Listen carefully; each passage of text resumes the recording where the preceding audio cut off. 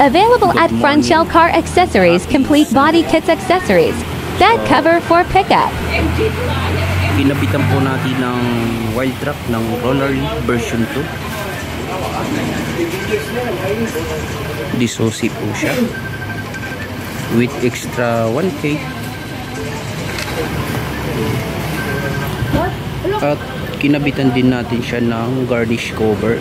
Isang seat na po yan. T-light cover.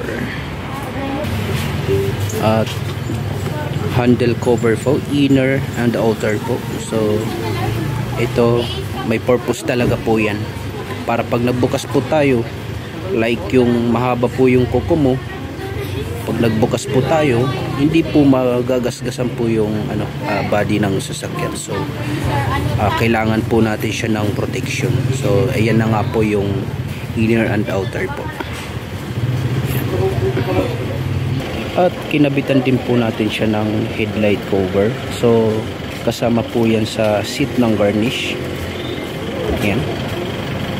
So hindi lang po siya protection, kundi pampaganda din po siya ng headlight. So yan, maporma po siya. At kinabitan din po natin siya ng gas tank. So kasama din po siya sa seat ng garnish. Ayan, with name Ranger. Kinabitan po natin siya ng side step seal. So lalo na pag sumasakay po tayo, minsan ang buhangin nahuhulog rito, at minsan naaapakan natin to, nasasagi natin sa pagbaba at saka sa pag-akyat. So nilagyan po natin siya ng protection. Ito na po nga po ang side rail po, ay side step seal po. Tapos at kinabitan din po natin siya ng deep dish matting. Ayan. Bali 5D na po yan. So kung mapapansin nyo po, mataas po yung pagka-extended niya. So lahat ng buhangin talagang hindi makakatakas. Ayan. So yan.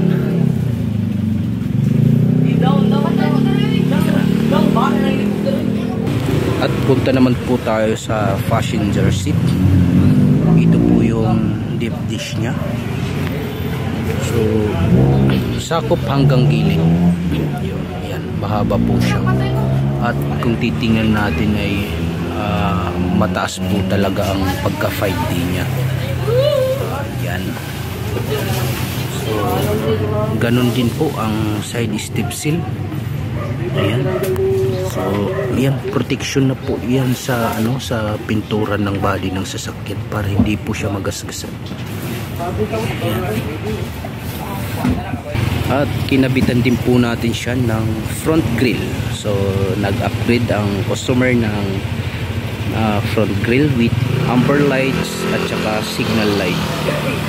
So yan, ito po yung signal light, tapos ito yung amber lights at with name Ford. So parang Raptor na po ang dating nun. Napakaangas po niyan.